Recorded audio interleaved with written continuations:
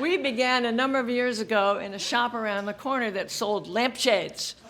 And we were there for a long, long time. But then they closed, they kicked us out, I forget. And then we were in a restaurant next door, and that didn't last. So here we are, but we still kept the name. We are Lampshade Poets.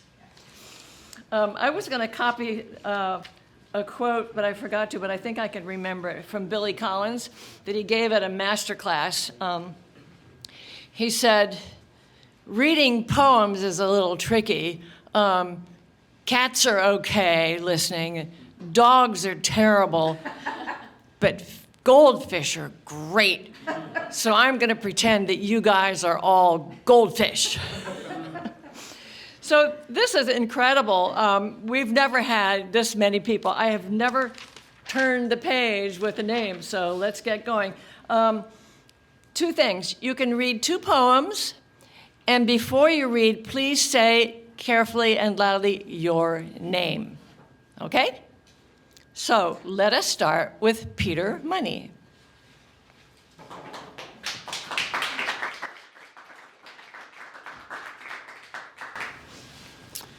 Here's the goldfish. Sing it out loud. Woods Hole, Massachusetts.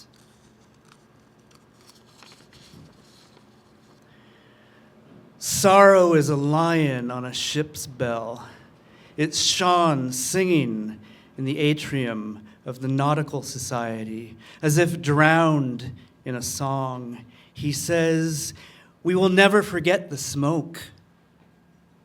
Where is this place in shadow and light?"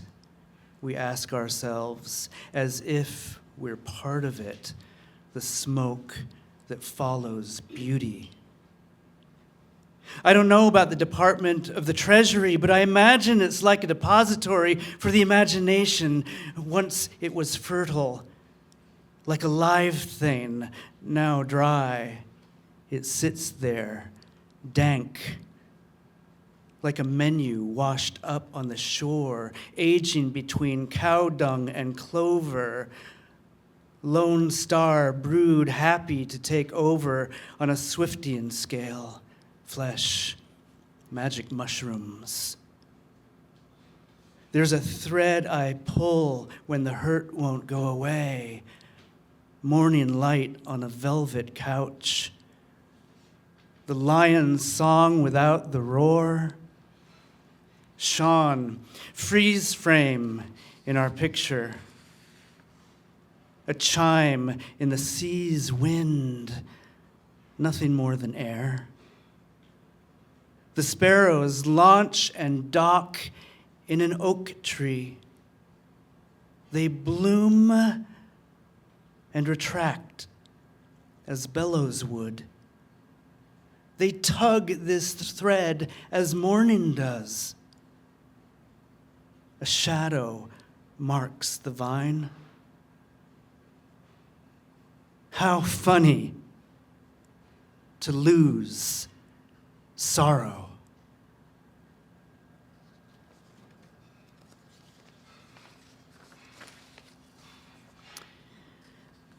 Felicia. Out from under the big tent, a parade and pink elephant. A clown's bucket of stars, saturating need to be soothed in the likeness of actual being. That anchor dragged off the porch for burlesque. The once clay bust of a president finally crumbling from too much bronze. In the summers, another hoodie and PJ bottoms, a fortune told in bird song. Healing, rising from green weather. No more knees. You're flying.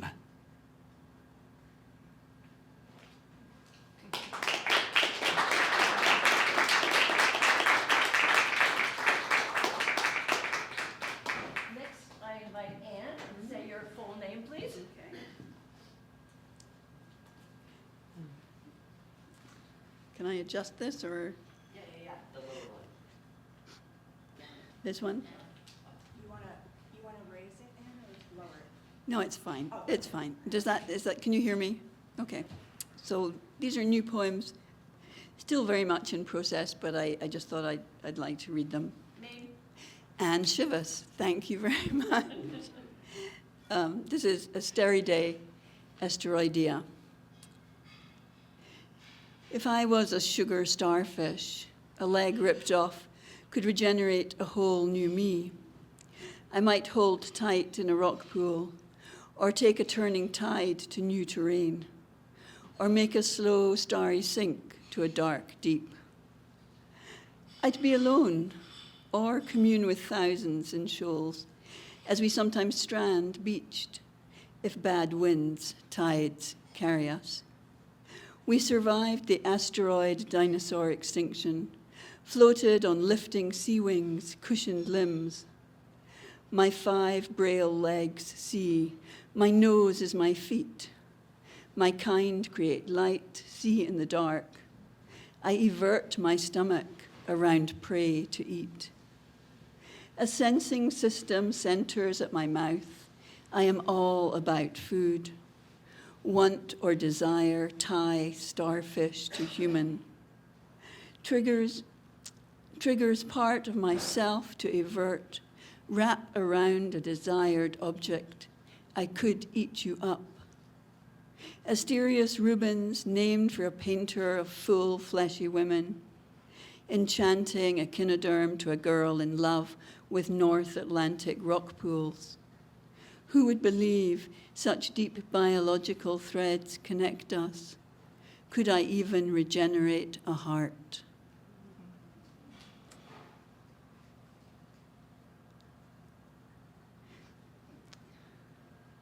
Safe harbor. Boats tethered to pontoons, hulls of orange sky, poppy mustard, wheelhouses of white, silvered gunnels. Gunnels washed down each night, scales of papery iridescence sluiced back to sea. Below sea's surface, brown hemp ropes paid out, seen at low tide, slack water angling down to creels. A string of cork floats in a boat's colours marked each creel, baited with fish heads or tails, lures for crabs, lobsters, occasional eels. Eels bundled out, balanced on gunnels, on creels balanced on gunnels, marine twine untied judiciously. Sea shot through with light, a blue translucence. We stand within an orange hull, trowel over the gunnel our mother's ashes, a drift of sandy grit, silvery glint, a line.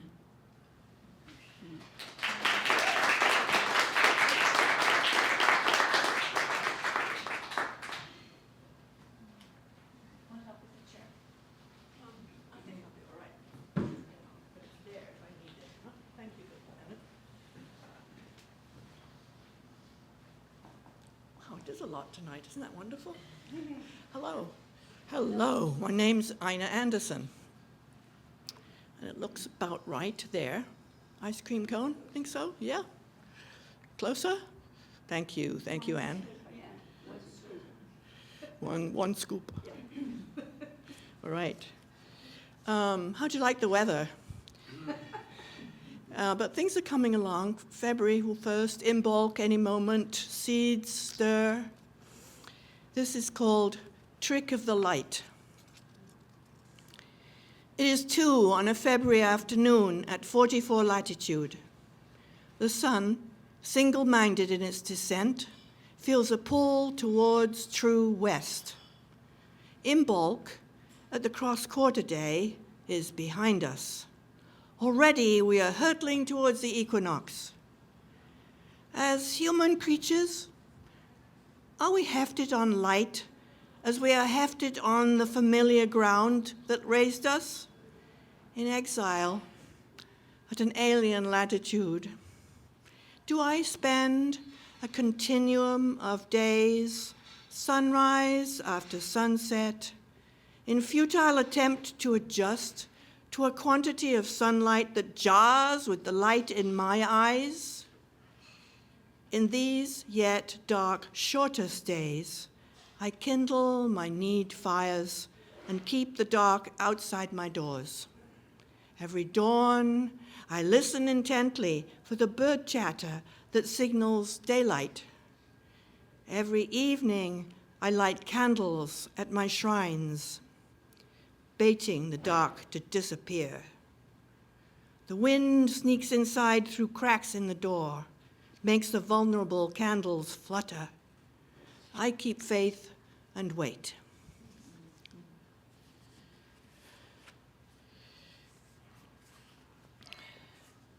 And bravely new stuff, as Anne was saying. Why not try it out here and see what happens, right? To the crows. How did they name you this? Who was it labeled you a menace, a madness, a means to get you shot? How could they call you murder as you party joyfully across my lawn, prancing, chatting loudly, lifting as one in raucous chorus into the steeply sloping pines? Don't they know your generous social arrangements? How youthful yearlings join in the care of their new young siblings? How curiosity is encouraged with long trips to new territories, yet always with the expectation of returning home? Do they ignore your sophisticated language, your messages of warning chorused from afar? Your gentle words of appreciation when guided by a fellow to a newfound treat? And are you not beautiful, sleek, shining, garbed in your well-groomed feathers? Why then label you a murder? Who yet again demonstrated such human ignorance? That's it.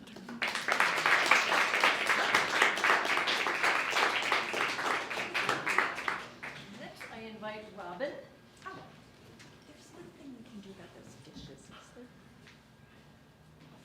The dishes. What's that? The dishes are like really loud. I don't know what they're doing. Am I the only one they're bothering? You don't care? Okay. Should I wait for you? Okay.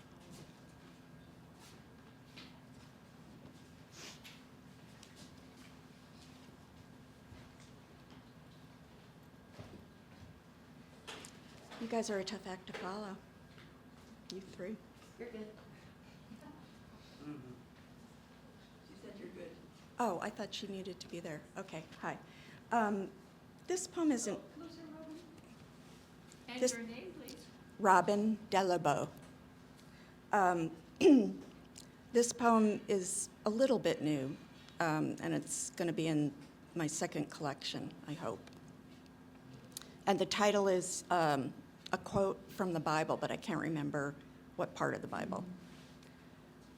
To the hungry, even what is bitter tastes sweet. Hungry for buttered rye toast, sugary strawberries. Hungry for my mother saying, "So good to hear your voice." For 2 blue chairs, thrones overlooking her deep queendom. Hungry to stuff my mouth with turquoise, beeswax, thick layers of photographs, day moons, blankets, white peonies, cairns, lacy orange leaves. To eat unnecessary talk, a dirt trail that leads nowhere, buried nut secrets, splayed branches of desire, stubborn roots. To fill myself with dense sobs for my dead brother, bundles of weeds to feed uninvited guests, blue rooms blowing through sand house. To be untethered, no weight, no body, no appetite for the past, always hungry for now. And the next one is a prose poem that's very, very new. It's called We Crouch like dumb miracles at the edge, waiting for flight. The pond is frozen over with ice stars. When I look them up on my new iPhone 16, fleece pajamas for the grandkids pop up instead. It's nearly Christmas, stick season. Small dark birds I can't identify forage near the stone wall and the footprints in crusty snow left when I searched for an arrow my grandson had shot into a tree. Forced air heat makes a racket. I have to wear earplugs at night. Plus, it dries my lips and legs. I want a fresh poof. The old orange one is leaking little plastic beads. Oh no, my phone says fleece is made of plastic. Maybe flannel is better? But I already bought fleece loungewear in a color called cake batter. It keeps me warm and guilty. Adam next door has piled dead wood 12 feet high. I wonder how he'll keep the whole forest from becoming the bonfire. That would be deadly and spectacular. When I Google fire safety, it's like a pina colada comes up. So while true snow falls, I remember lying in the bottom of Nate's boat. He is on top of me. Or wait, was that Mark? I know rum was involved. Today I drink de-alcoholized wine, which costs as much as the real stuff. I'll learn to think of water as reward. Dehydration is such a problem. In the novel I'm reading, terrorists try to poison a city's drinking supply. I try to imagine air insecurity, which would mean nothingness. Keep breathing. Decide not to worry, as if worrying is a choice. Thanks.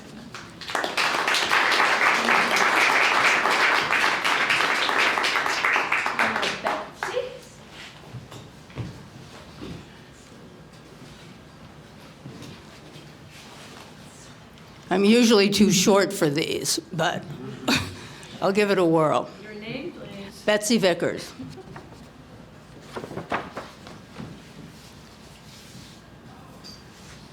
This is called Kill. Poison, knife, bludgeon, clawing eyes to throat. Imagine it in daylight detail. Dream, fantasy, and poem, and he would be dead if it were up to me. I might have killed him then if I'd realized how he'd broken trust, lied, pretended that assault on mind and body was intense caring and affection. After that time, when I woke aware, I was too shattered, too weak, still morally honorable. With repeated review, discovery, pinning down facts, I gut felt how twisted, how sterile. And these years later, he's still alive, still dangerous. I make plans, look for a way to do it without getting caught, so only he knows. I have a lighthearted one about dogs. I always have one about dogs, but you'll have to wait for that if there's time. Okay, let's see. This is newish. It's been seen. I've tried to correct some of its most glaring errors. It's called fire ponds. And some people don't know what a fire pond is. I think because we all live in the country, maybe you do, where there's no hydrants for water if there's a fire. People have bodies of water to draw from should their house or their farm, their barns, whatever, get on fire. Fire ponds. Eagle Bridge, New York. On an early spring morning dog walk, I circle the small fire pond on its grassy path. The weather-flayed clapboard house above, for which the pond holds ready, seems to watch through nearly opaque, unwashed windows until my walk feels like trespass. Then sharply defined in the day's first light, a thrill of red-winged blackbirds dive, swoop, lift, catch breakfast midair. Their shoulder markings, it said, red for passion, gold for wisdom. a sign to trust both heart and mind should an important decision arise. Blue Hill, Maine. We are at the Fire Pond, a restaurant named for the broad pool beside it, where many Penobscot summers we had a long, candlelit, big splurge dinner until the night my clean-shaven lover noticed a young man who looked a bit like him, though with a neat, close beard, and mused aloud as if alone at our table, eyes side-strayed, about how he might look with a beard. At summer's end, he grew one, a chosen mask, to become someone else without me. Wise to this, I could no longer choose him.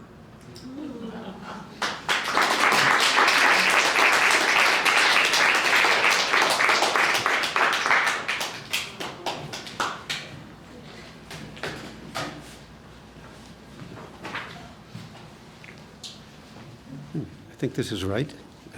I'm Don Hersberg. Betsy and I came in the same car tonight. We were talking about old and new poems, and I realized listening, I don't know whether these are old or new, but there's two of them. The first is, it's true. Because part of life is make-believe, sometimes the best part. I tell my wife, hers is the best lasagna I've ever had, that her socks do in fact make her outfit perfect. It's no secret. I bend the truth just a bit every now and then, but what if I decided that facts are just clumsy ideas that gum up things we all want to go smoothly? What if I decided that lying isn't all that bad? Politicians have been lying forever, and it tends to get them reelected. I don't think religious leaders are liars, just delusional in a well-meaning way. But people do need an underpinning of truth in their lives, a scarcity for some, like my sister, Marge, whose husband, Henry, tells lies so often, not even he can tell the fact of his days from fiction.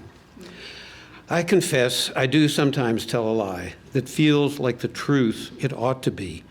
I insist the world will be a better place tomorrow. People will rediscover their moral compass and feel its needle spin them onto a path where truth is an everyday commodity. No need to wonder if the little lie you're being told is an ominous sign or just a kindness.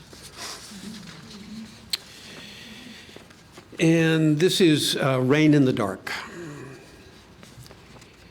The rain is full of ghosts tonight, the patter of their voices, flicks of light they catch from my bedroom window and wink back at me, reminding me of people I've loved but seen so little, lived in different towns, spent our days doing different work, built our lives and family where we found home. Distance between us muffled the music our lives made together, the notes never able to weave into a song we could be certain was our own. Still, we managed to get together for hours or days, longer if we could, and we'd retell stories, enjoy meals, good and bad, laugh, and never cry. Raindrops spatter now on my window, memories fallen from clouds, droplets rippling down panes of glass in rivulets like spilled tears, painting watery illusions.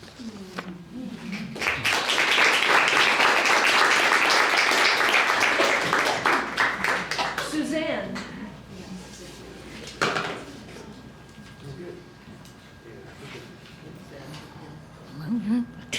Looks good. What flavor would this be?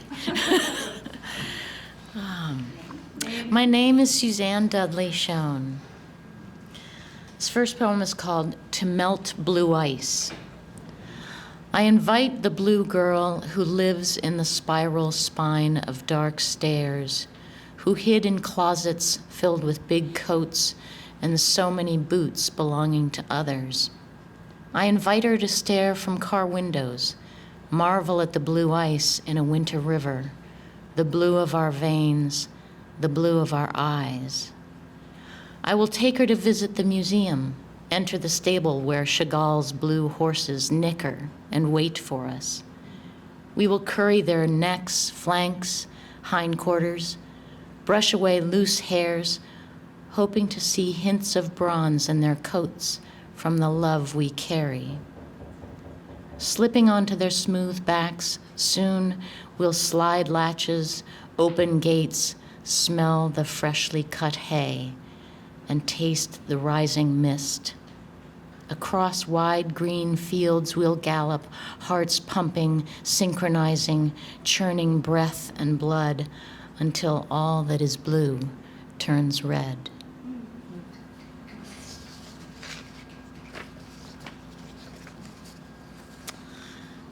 Looking Around for What Shines, inspired by the quote, "Looking around for what shines" by Emil Lindgren. I fumbled about in the dark, bruised my shins, slammed my elbow, and cursed like a gorgon ready to turn myself into salt. Youth had rolled away, like a marble traveling chutes and valleys, ornately carving 6 decades. Despite savoring every flower and fig and fed by every glow of daybreak, with each slide of the abacus bead, from right ahead to left behind, I grieved in slow motion. Until the lemon drop, a gift, flavor from my childhood, a tiny sun wrapped in cellophane. Eager, I tugged the ends, untwisting, the wrapper crackling like a fire, burning wormholes in time. The candy I savored grew smaller, yet like an imploding star, its supernova explosion dislodged me, freeing me from gravity and the narrow hole of fear. Flying into a kaleidoscope, reflections of blues, greens, reds, yellows, and purples, I found in the ever-tumbling chips of my Kodachrome memories a sweet and sour reckoning of child and woman and crone.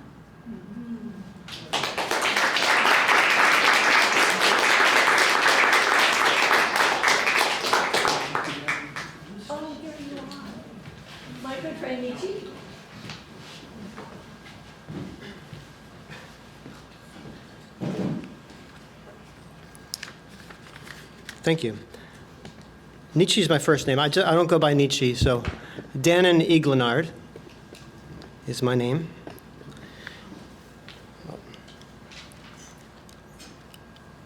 Oh, shit.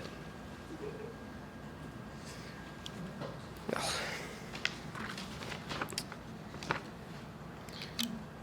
Sorry, one second. I have to.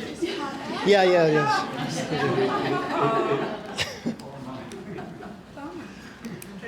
These they're not new, so. Just for effect. Apologize. From the throes of a passionless cubicle. When the world is at ease, peaceful, dark, and blue-skied, and I am thankfully awake, tired and bleary-eyed, dawn sways a pendulum over our weary heads, and we lay desperate a moment together in bed. Waking and rising needs time for the body to be girded, for the mind to unwind, for dreams to be deferred.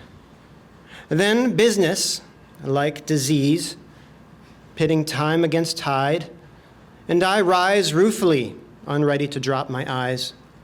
And once at work, faint of heart, sagging a heavy load, writing my telltale art, joys and desires implode. And I am told all the great lies about idle hands and the devil, about no greater sin than to be jobless and revel. We are to be thankful for work, though to me I am reticent, for there is no greater gain than time better spent.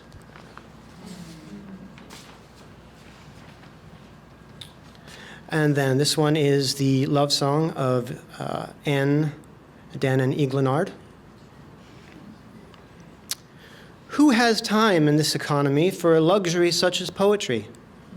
Time to recreate or create, scuttling for scraps in a failed state. Oh, do not ask, how can I? Let us free our minds and try. In the homes our parents live and die, talking of chairs up in the sky. And will there be time enough for work, to vote, to watch the news? or buy new shirts? Do I dare even write a will to mete out all my shoes unfulfilled? I do not think my feet will leave a print or two for the world to grieve. But there are words enough and time to gather the rows of rhyme and off rhymes. And then, when a grimly voice queries, "Hello, is there anybody home?" Perhaps then we may answer, "Who has time for a poem?"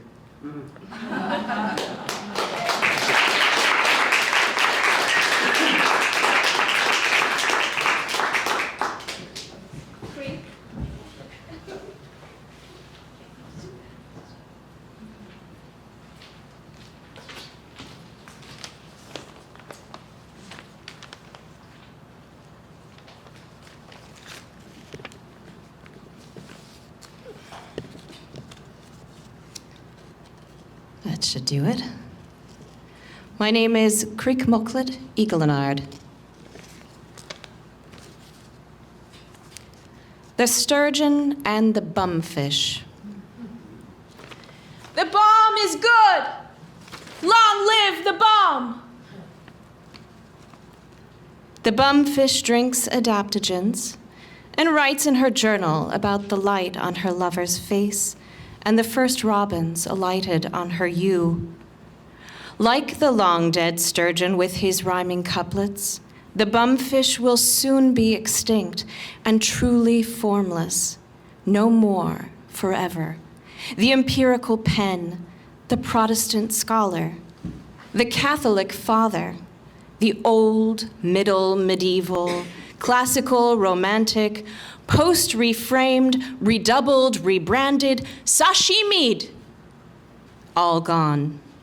No scribes, no monkfish to save them, obliterated in vaporous explosion. Soil to dust and swirling liquid metal lakes and deadly dewdrops, while far away, on some new plane in primordial chaos, destined for new wastelands, springs one tiny germ, splits, and multiplies in warming waters. Their microscopic minds will one day swell and swallow an aged star. In time renewed, barreling grunts through evolved loins and bellies, up the little spines, swirling through blips of 10 million sundowns emergent, to the dawning of language, and on to poetics. She'll write in sands where she stands in waters wimpling clear, her light-strewn form alive with breath. Gossamer illumine, holy. Time sound. I wonder if I understand it myself. I hear a funny unfolding in the forest. My wood alive and desiccated arms crepitate longing and offer up day-drenched and star-fluttered fingers to exquisite cover, hand-worked in voided color, where no one's stars hover, growing shadows under a great lamp of borrowed light.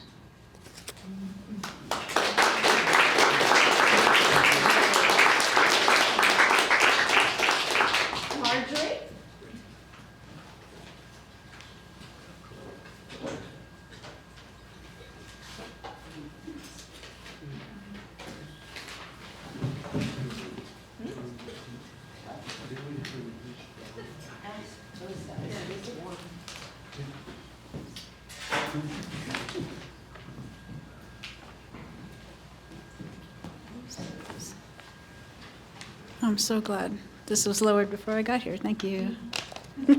Marjorie Moorhead. I have two from earlier this week, which I'm realizing is probably pretty stupid, but I'm going to read them anyway. Let me just...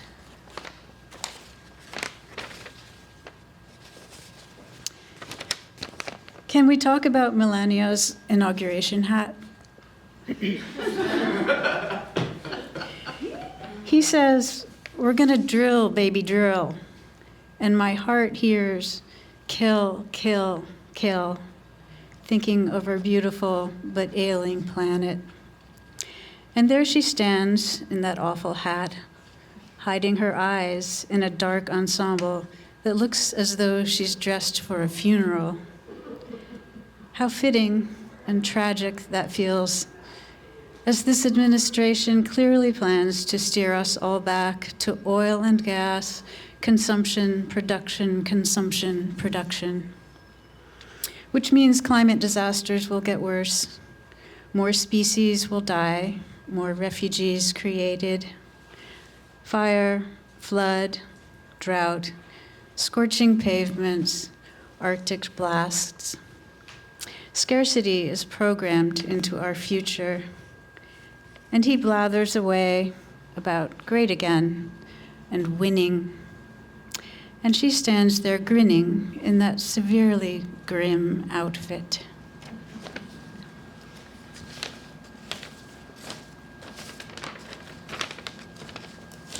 And this one is, I'm trying to figure out where to stand with my paper.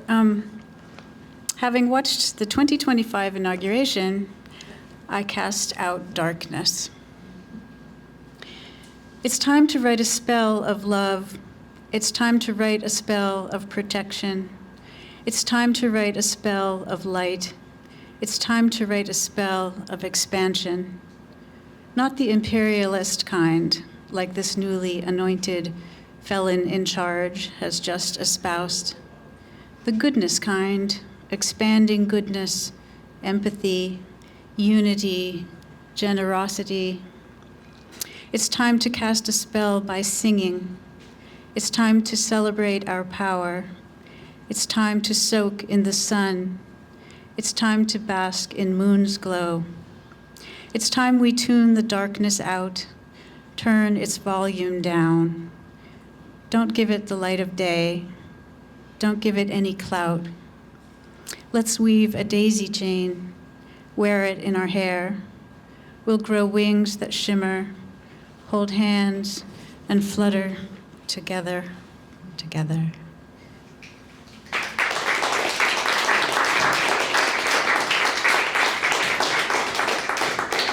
And now we have Kimber.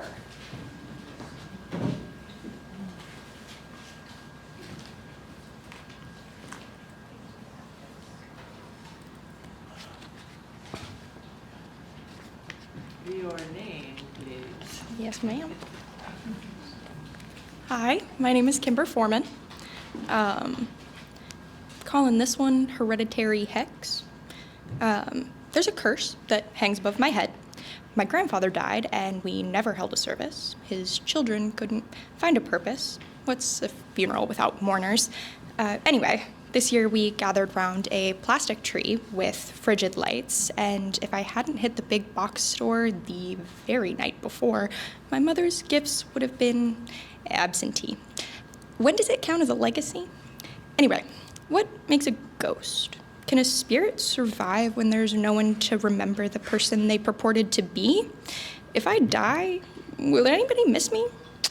I wonder if I can turn down an inheritance, or if I accidentally got an advance that's come to me in birthdays alone and never really having a home. Whatever. I'll find out tomorrow. I know my mother's executor, and I can call.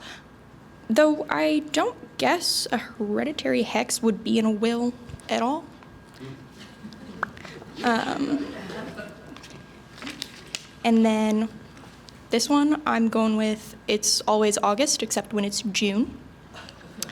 I tend to romanticize the retrospect, so when I tell it to my friends, I tell them this year tastes like August in my mouth. So lovely, yet colored with an anxiety that you could not assuage. And I'm not sure what else to say, except that it's like when Ginger burned the open bits of my finger as I baked your birthday cake. I tore them open while I was worrying over when you'd walk away. I want to be present and I want to be true, but it's always August in my head, except when it's June. when the world is full of black raspberries and bleary-eyed surrender, when there's a halo of sunlight around your hair, my angel, at the end of the dock, I could not look away from the ticking of the clock. So it's August again. And you're next to me on a picnic bench while the sun goes down, covered in mosquito bites and extinguishing any hope that you want me around. Another August day, and you wore the shirt I made you like some terrible joke, determined to haunt me like some vindictive ghost. I see you scratching underneath the hem, and I hope it takes a while for the welts to subside. I don't. I do. I don't. But it's always August, except when it's December, when there's a bit too much snow to drive, and I keep catching your eye. You ask me to your room, but it's always August in my head, and I still remember what you said, so I turn away to sleep in someone else's bed. It's August again. It's always August again in my head, and you're watching me through windows as I watch what we had go, and so, okay, well, so I guess that it's always August, except when it's January, and you're back on the periphery, and when it's January, and the dreams I'd let atrophy are once again finding me.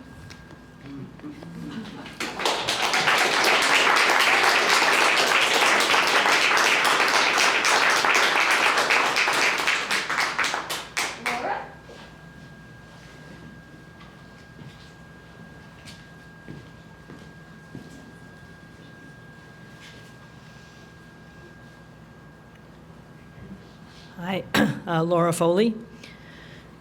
Dodescaden, Dodescaden. Watching Kurosawa's Dodescaden at the theater in the early days, dating my film professor. His tweed beret cocked, his arm in the dark pressing into mine, mine pressing back. Strolling through Washington Square Park after rain. Vivid park lights shine in the black night like constellations. Like train tracks clacking, I feel my life tugging, Dodescaden, Dodescaden, an inexorable rumble pulling me into my future. Or is it the sound of our unborn children calling?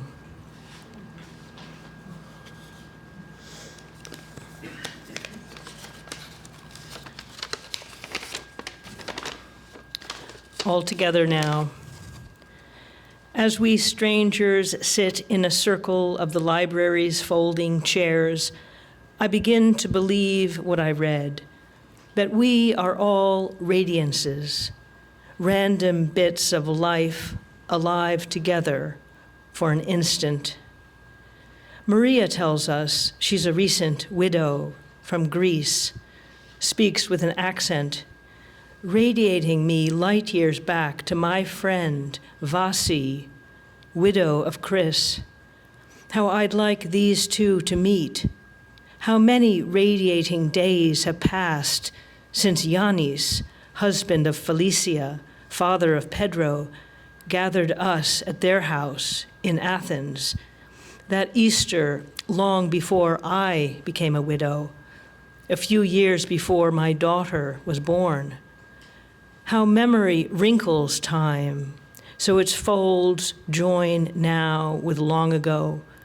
Yanis doing a science experiment to impress our little boys, sliding a boiled egg unscathed through a bottle's neck. Our sons, who now have little ones of their own, 30 years after we gathered to eat roast lamb for Easter in Athens, that warm April afternoon, my husband still alive, us taking the ferry, climbing Santorini's steep paths, radiating around a volcano's sunken crater, while Billy, not yet 2, plays with toy cars, as his son did yesterday, the same glee in seeing them clatter and land in a muddy heap. Time in mind folding everything together, all of us now on folding chairs. Strangers quickly becoming radiant, acquaintances, one of us from Greece, as the sun begins to set on a spring evening in Vermont, as daffodils shimmer with light.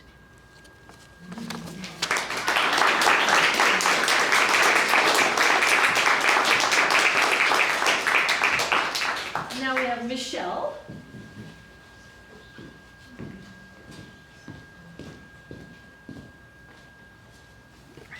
I'm going to raise this up a bit.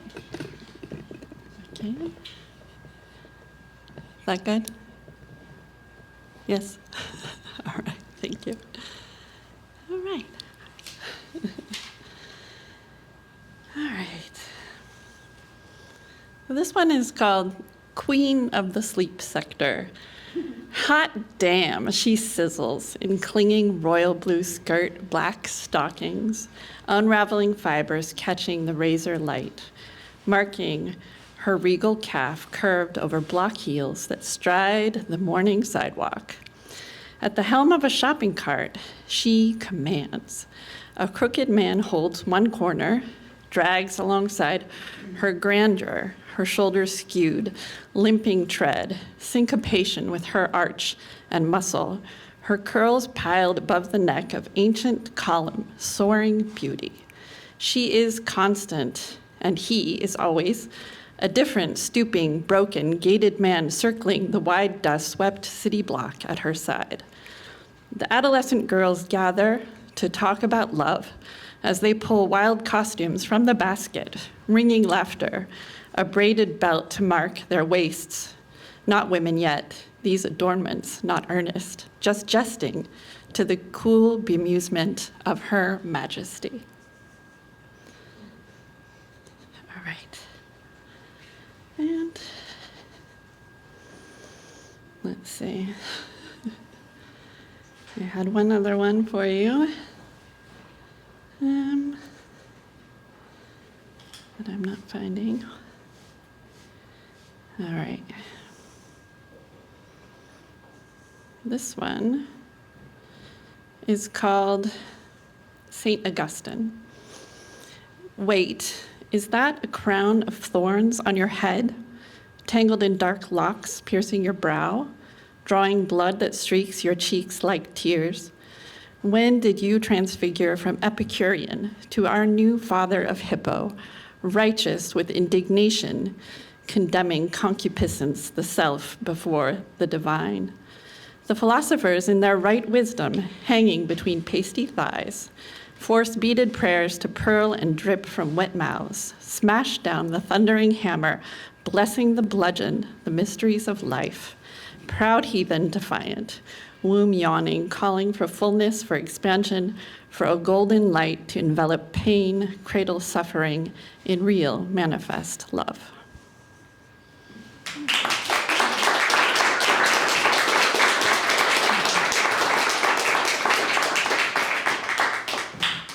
And now our illustrious Pam.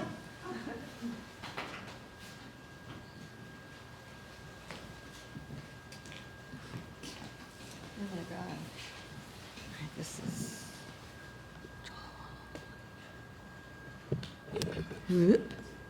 Hi, my name is Pam Ahlen, and Janet didn't say this before when we were talking about the Lampshade Poets, but from 2019 and then the pandemic, we really didn't meet for like 5 years or 4 years. This is extraordinary tonight. And if we tried to program this program with the trajectory of the poems, I don't think it could have been any better if we tried to do it sequentially. So thank you all for coming, and come again 2 months from now. A time to be announced. Where's Cedar? Back there. Let us know. Oh, what's up? I said time to be announced 2 months from now. Come again. Come again. Okay. I think I read this poem a couple of months ago, but I'm not sure. But it's appropriate to read it again, I think. Self-portrait with geraniums. I have 2 eyes, 2 ears, and an irritable bowel. a dog who likes me better than I currently like myself. I'm full of outrage. It's horrible, wretched, no good, bad, our state of disunion. Some bozo's t-shirt says, stay calm and carry a gun. Stay away, I say, from people who pack a .45 to buy ice cream. Stay away from bombast bursting in air, Caesar wannabes dishing out decrees that fester like stinky cheese. Whatever happened to the mighty woman with a torch? Give me your tired, your poor, etc. Have we become extras in some Stygian comedy of narcissistic self-gratification? I sit desperado by my geranium. If I wore pearls, I'd probably choke myself.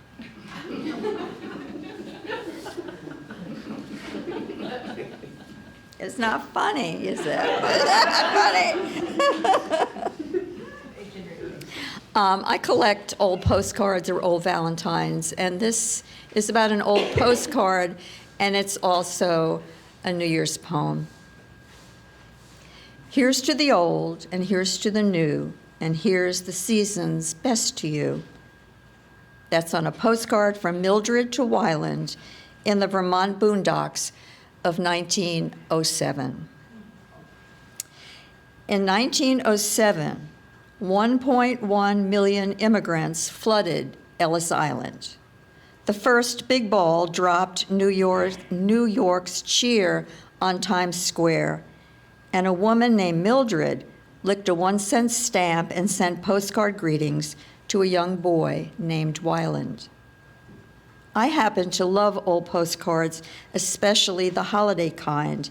Nostalgic poets like me romance the schmaltz embossed with gold and red and holly green, the one that says, years belong in front of you. Think of it. Her postcard outlasted more than a century of wars, execrations, and lamentations. There's so much in the world we try to forget, and when I'm faced with end-of-year flag-waving abomination, I look at this old card and drink a cup of kindness for all the stray dogs, other lonely poets, and aging hydrangeas, and for you, my dear and lucent friends. I hope every day and all the new year will be a happy day. May our good cheer never go out of style.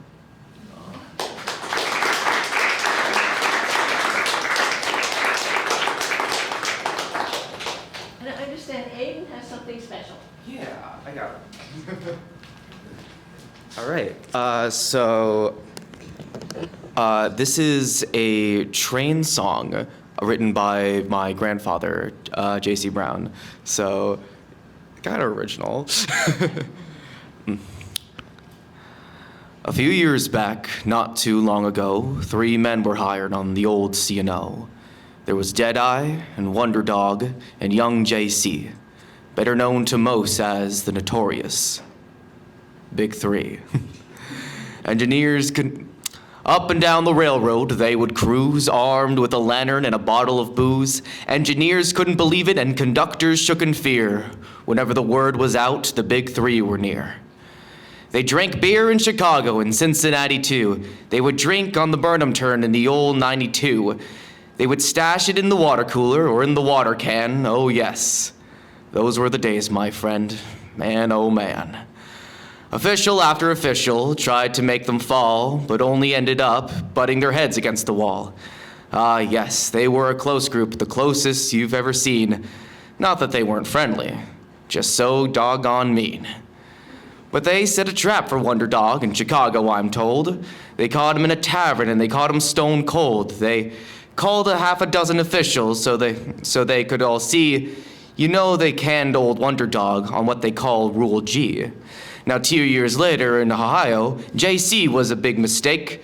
A lion hogger's word now he did take. An investigation was held, and the boss was wheeled with craze, had a gleam upon his face when he gave the kid 60 days. Ah, yes, the Big 3, gone forever now. Just a figment of one's mind, but their memory still lingers. Up and down those C&O lines. I doodle doo doo doo. So that's the. I could do one more, right? Okay, this one is an original. This one is just like a collection of verses I wrote over. So this is So this is called Tom John, the Reciter. Oh, a muse of fire, flung into a frozen river, looking for red herrings, burning out before the water melts. Kid Icarus, flying up in the dark pit of the sun. Boys in striped shirts brawl, brothers from different mothers. That game you bought for your friend, is that when you saw the TV glow? You shouldn't stand too close to the screen, it'll give you a headache. I found a book. It was in the attic, where all the toys from the doll tree grow, rotten like crab apples fit for a horse, happy faces rooted in the crevice floors. The fungus of the walls were chanting. They were lending me to the clothes rack. I pried the widow dresses apart, dust choking my eyes, my throat was crying, and there it was, hiding in the shadows, popping out with a garsh yellow. Inside was stained in some kind of vomit. The pages crinkled when you turned them open. These pages were not printed, they were pressed with the blackest ink in the oldest squid of the deepest trench of the sea, by fairy-killing iron with cutting italics, stolen prayers by speechless complainers. I see a voice. In Carcosa, so saith the Rory. Yeah.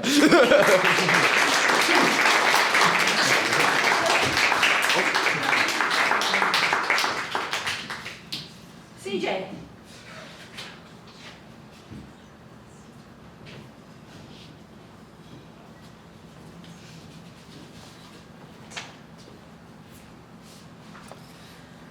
Okay, so, oh, this again. Has this been deliberately arranged so that the mic can't come off the stand? Oh, okay, sorry. I touched it, my bad. So I was originally going to do a couple going out to LA, but I decided that was a little too emotional still. So instead, I'm sending one out to my friend who I used to work with at Vin's, and to my daughter who got to hold the owl while I drove the car. So yeah, this one is about an owl, but it's about so much more, obviously. And the only drawback is I hope I can remember it because I don't have it with me. It's called Echo. It was dark. It was dark, and the stone in the road looked just like a small owl. And I smiled because for a moment I thought that it was, but it was only a premonition. It was the next stone in the next mile that was an owl. It was the smallest of owls, alone like a stone on the cold, dark road, overwhelmed by the glow of my headlights. When I picked it up, its feet wrapped around my fingers and grabbed hold of my heart, tiny, sharp claws pricking deep. I didn't mind the thorns. That's what owls do. I was glad that it still had the fight to hold on, enough energy for such a grip. In that moment, I held a wounded soul in my hands, and all I wanted was to make it whole again. You can have a moment, you just can't have it back. I fell in love with an owl, but I couldn't heal it. Couldn't heal it. I had to leave it with someone who could and walk away. I'm glad it could be healed and released. Glad that it could fly away, curving into the whispering night, claws forever holding tight, never knowing what it's carrying, and leaving me with only an echo and a memory, and the holes that won't stop bleeding. And now for something lighter. Definitely lighter than sending something out to LA. How many of you guys have ever baked bread from scratch? Okay, cool. So this one is called The Battle of the Bread Dough, an ode to the microbes. And I probably need to do this so I can actually see.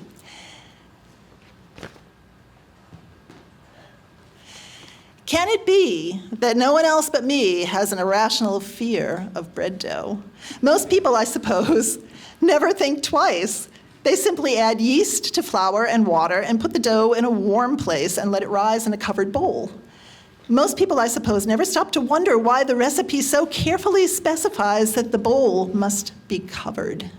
Most people never stop to think that bread dough is alive.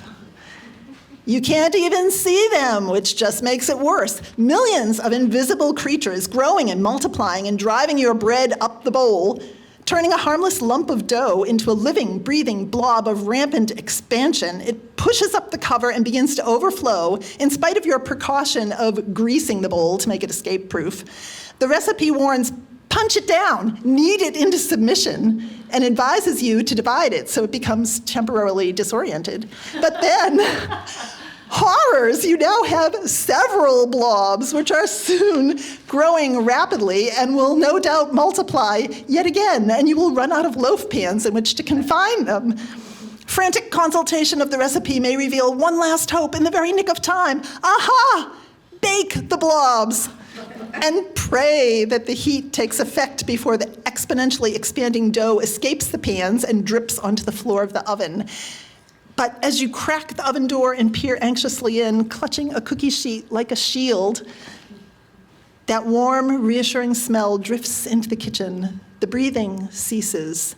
The ballooning blobs stiffen and solidify into lifeless brown sponges.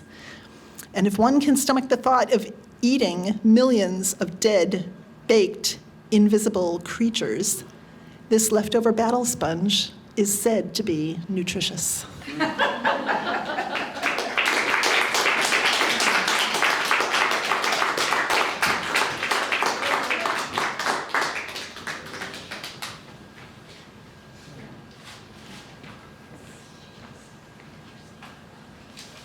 Hi. Hi. My name's Hal. I live kind of over there.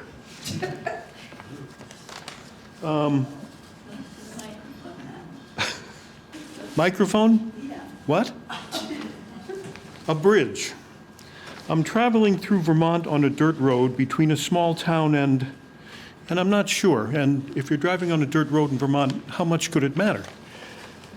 A nice small sign appeared. I was approaching the, use any old dead white guy's name, Memorial Bridge. A warm summer, there was no water in the stream beneath. It was a short, worn cement bridge, green, rusty guardrail.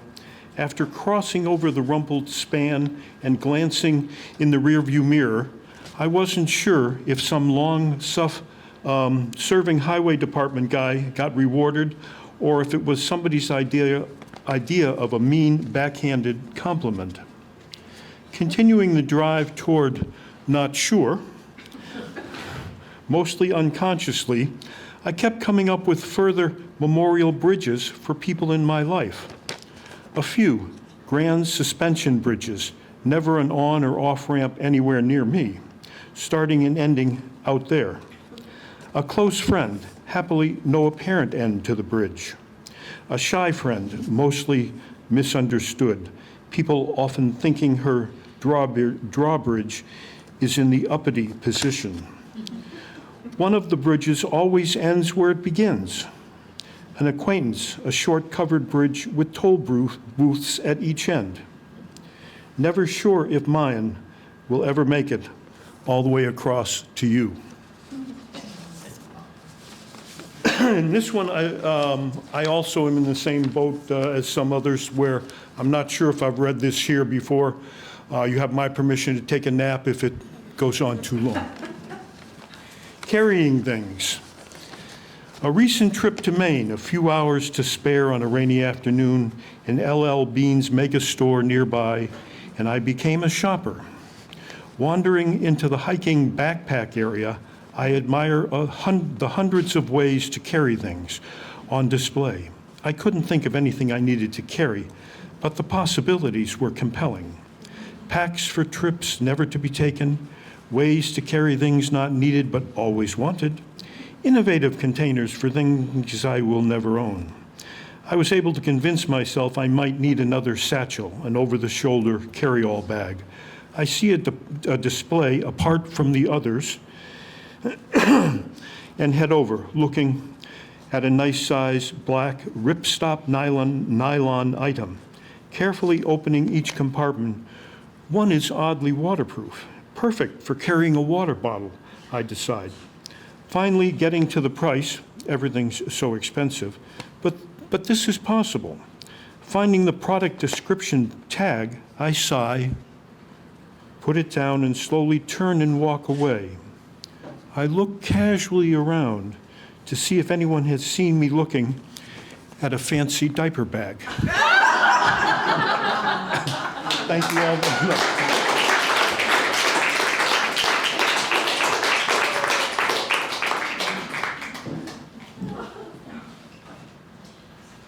And not last, and also least, my name is Janet Watton. And after I read my two poems, in the back are cookies and cider, so help yourself and mingle and jabber with each other and come back in 2 months. This is a little bit lighthearted, and I wrote it quite some while ago, so I'm quite sure I never read it here. It's called Don't Call Me Late for Dinner. The bartender gazes out through the haze of smoke and smiles as he mops his shiny, beery counter. The boys are genial tonight, absently chalking their sticks, one verbal ribbing more clever than the next. Balls clink and whiz across the felt lawn and plunk into pockets. Hoorays and groans outweigh one another as the guys hustle around and ready the next strokes. Hey man, cool draw. Shot, Joe? Oh, sorry, I meant to say Jack. High fives, and then the best quip of the night. You can call me anything. Call me Tom, Dick, or Harry, but don't call me late for dinner. He looks up at the clock and blanches. Oh my God, Marcella. He desperately racks up his stick, grabs his keys and his jacket, and flies like a madman out the door.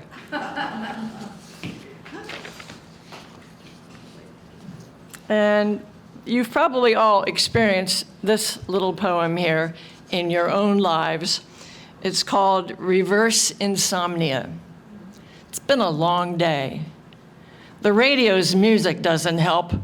Grab your bottle for a swig of water before the car careens to the shoulder. It's late afternoon, cozy in your chair. You nod off a bit, over and again. The book on your lap is so boring. The cat purrs in your ear, settles in. You pull up the down comforter and slowly, here it is, the very best way to fall asleep.